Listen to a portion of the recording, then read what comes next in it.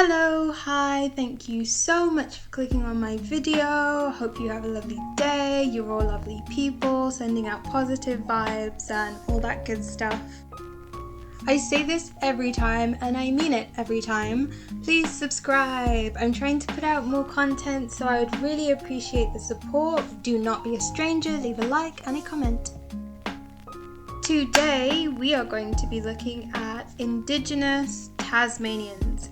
And so my series is basically called Redrawing Racist Art, and then in my last video I called it Redrawing Offensive Art, and right now I'm honestly not really sure what to call it anymore, but we're going to be looking at that piece of art at the beginning of the video, and we're going to talk about the history because it's so deep. So grab some orange juice and a packet of crisps and let's get into the video.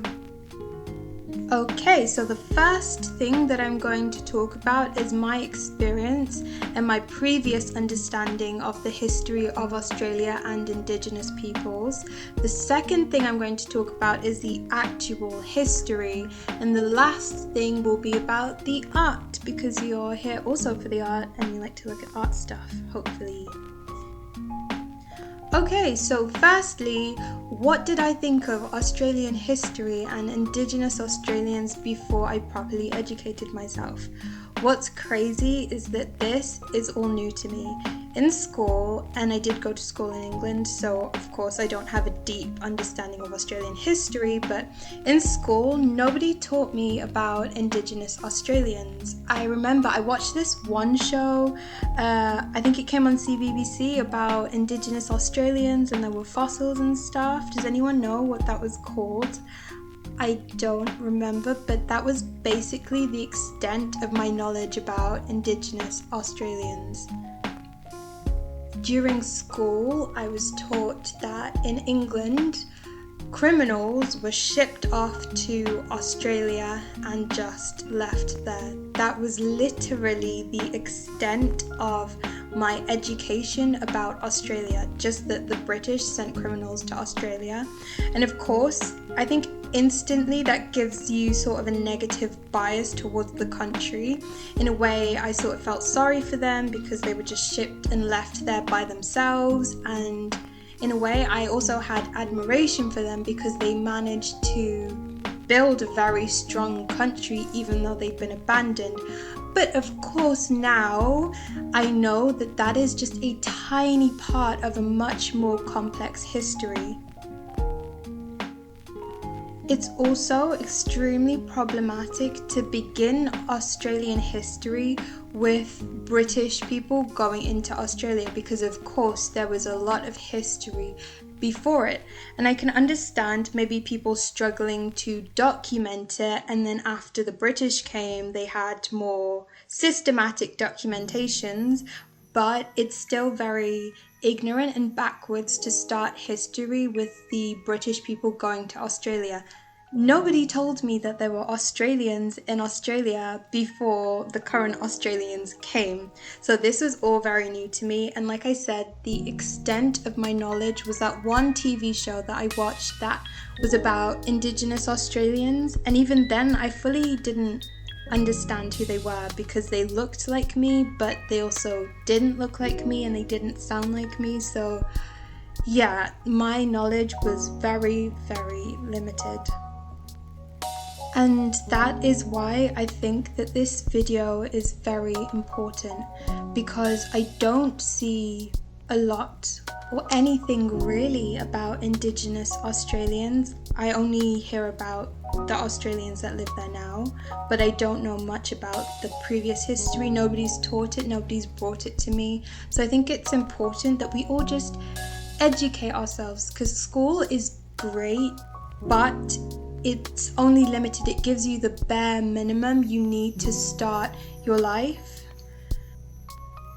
Okay, so second point, the history, and I'm going to give you guys a quick history for those people who know as little as I did about Indigenous Australians, but we're specifically looking at Tasmanian Indigenous people. Also, again, the history of Australia does not begin with British settlers entering Australia. However, that is the point that I'm going to talk about from because it's relevant to the video. So, in 1803, there was a large group of British settlers that went into Tasmania. I don't believe they were the first, but they were the first huge significant immigration of British people. When they entered there, they found Aboriginal Tasmanians who lived there. There were about 5,000 of them, and they lived there for 10,000 years. This was around the time when racialism was still a thing, so people were essentially ranked according to their race. Of course, civilized white people at the top, and it went down from there. So when the British arrived and they saw the indigenous people, they viewed them as uncivilized people. No surprise there that the British viewed a group of people in their own space, doing their own thing, living their own life as uncivilized, and how they saw them as better than the indigenous people. So, as you would naturally expect, there was a lot of tension between these two groups of people, and this led to fighting, this led to murder, rape, stealing. There was a lot of tension and violence between these two groups. Something that you need to understand is that there were so many British people constantly coming over to Australia, so there was just more and more people. However, the Tasmanian indigenous people had lived there isolated for about 10,000 years, just 5,000 of them.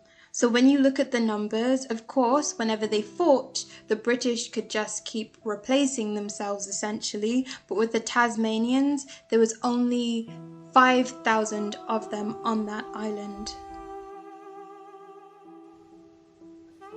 There was so many unethical and disgusting atrocities that were carried out by the British against the Aboriginal people that I can't quite just fit it into this short video. So also, I am going to have links down below if you guys want to know the history much deeper, because there is so much more to it than just what I'm telling you.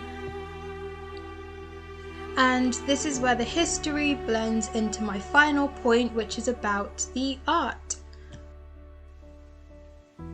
The British government had said to Governor Davey, who was basically in charge of Tasmania at that point, that they need to stop, because with the rapidly declining numbers, this might lead to those people becoming extinct. So I'm now going to tell you guys what that picture meant, now that you have a very basic historical understanding. That picture was sent by Governor Day, who is the guy that was basically in charge of Tasmania. He sent it to the indigenous people. It was supposed to be a bright, hopeful, beautiful picture about them coexisting and living together. However, that picture did absolutely nothing. The British still kept killing the Tasmanian people regardless of knowing that they shouldn't have. This piece of art is extremely significant because it basically represents the failure of the British people during that time to recognize their own mistakes, to be held accountable for their actions, and to actively change, to be considerate for another group of people. This, to me, was the nail in the coffin. It really symbolized that regardless of what the morals should have been, what was going to happen is that these people were going to be almost completely genocided in a lifetime. A group of people that had existed for 10,000 years were almost completely wiped out. And that finally brings me back to my art. I decided to draw Truganini, who is one of the most famous indigenous Tasmanian people, and she is known as the last full-blooded Tasmanian person that ever lived. If that is actually true is questionable, because I was looking into the history and there are other theories, but she was the most popular one, so that's why she's known as the last Tasmanian. And again, my video there isn't enough time for me to properly go into depth about her story, but honestly, you should read it because it is very fascinating. And again, I'm gonna put some links down below in the description for anyone who's interested in learning more. I wanted to redraw her specifically, not only because she's a great representation for the story, but also because of the way that she was treated. So if you look and you search up about her, there is art of her, there are many pictures of her actually, but those people who were taking those pictures and drawing that art of her, the intent behind that creation was negative and ultimately harmful.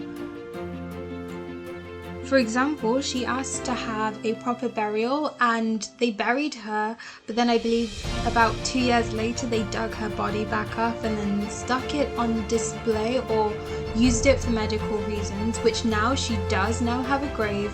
But it just makes me think that the intent behind the creation of art is just as important. Okay guys, thank you so much for watching my video. I think I'm gonna cut it here because although I still have so much more to say, and this is way deeper than a 10-minute video, nobody's gonna listen to me rant for like 3 hours. If you wanted to know more about Indigenous Tasmanians, there is a wealth of information out there, free information. And also, if you guys wanted me to do more Indigenous peoples as well, please let me know because I'm finding this very fascinating. Thank you for listening to my video, and I hope you guys have a lovely, wonderful, amazing day or night. Bye!